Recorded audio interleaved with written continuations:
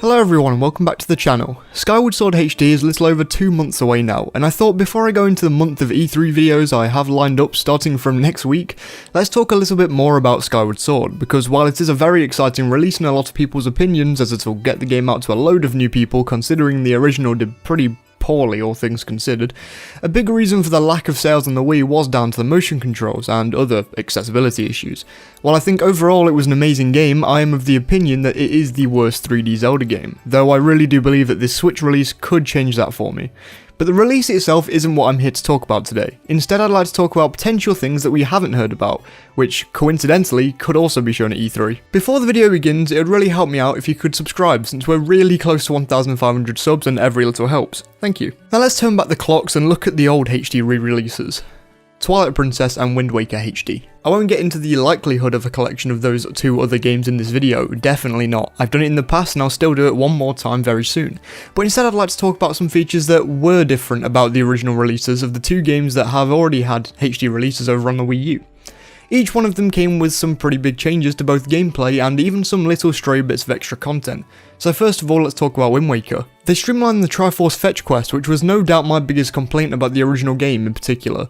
While it still didn't really satisfy me as much as I'd hoped it would, it certainly made the quest a lot less muddy and made it a much more pleasant experience, even if you came back for repeat playthroughs. The next big inclusion was the addition of Hero Mode. This made arguably the easiest Zelda game much harder. No health pickups and some smaller bits and bobs made for a harder experience. The Swift Sail was added. This made traversing Wind Waker's map much less of a chore, and it was also fairly easy to obtain. Once again, streamlining the original experience, something that I seriously appreciated in the HD version. Along with these relatively big changes, the game also gave you an upgraded picto box that you could take 12 photos instead of the 3 that were present in the original game. The Tingle bottle replaced the Tingle tuner, and there were some gamepad options. While playing on the gamepad isn't as big of a jump as playing with the Joy-Cons for Skyward Sword, it's still semi-notable. On the side of Twilight Princess, there was the streamlining of some quests such as the Tears of Light quest from the beginning of the game in which you could play as Wolf Link, and while this didn't make the quest much nicer on repeat playthroughs, it did make it easier to swallow at the very least.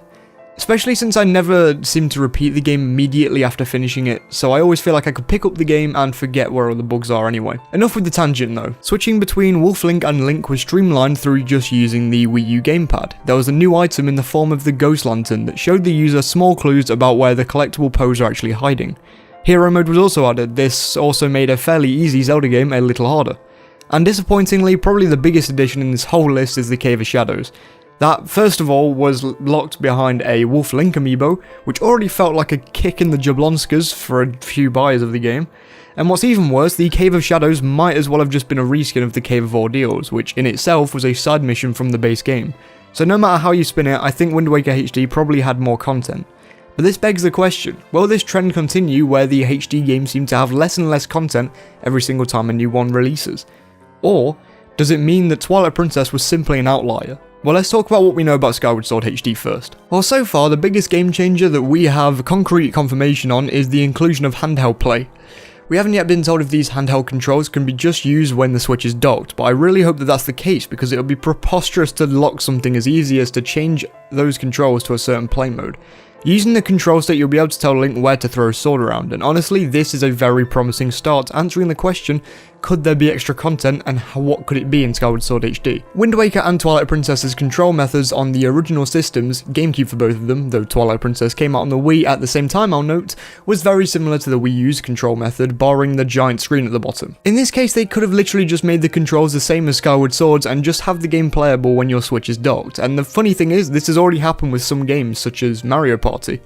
But they did go to the extra mile with this, and they've decided to create handheld support, which should rectify many issues with the game. Now, I'm not going to mention the price in this video, but it is true that this should be standard, but I'm still grateful for the change. Especially since a lot more people will play the game single-handedly down to this little change.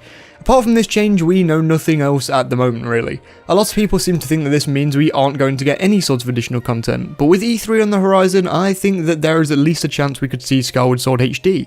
No matter what, I have no doubts that we'll see another trailer, since the game is releasing just over a month after E3. And I feel like E3 in June in general is going to be a big time for gaming announcements. Apart from a few key outliers, it seems like the industry has really been holding off on showing us anything until the right time.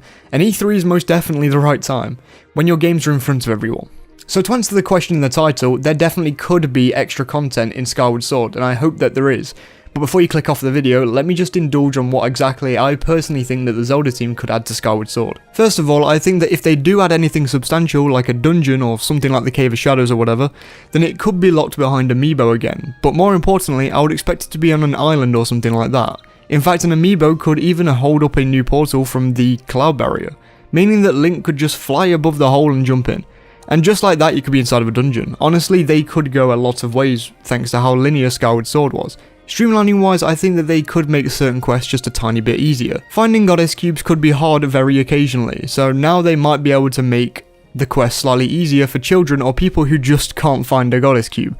Accessibility wise, I would love to see them make Link left-handed for people who are left-handed. I have no clue how hard this would be to implement. Maybe it would be the hardest thing in the world, but I doubt that. But I do know that a good amount of people didn't pick up Skyward Sword initially because they were left-handed and simply could not play the game without feeling like they were at some sort of disadvantage. I'll note here that the handheld option could fix this, but even still, it just limits the left-handed player from playing the game like many others will be.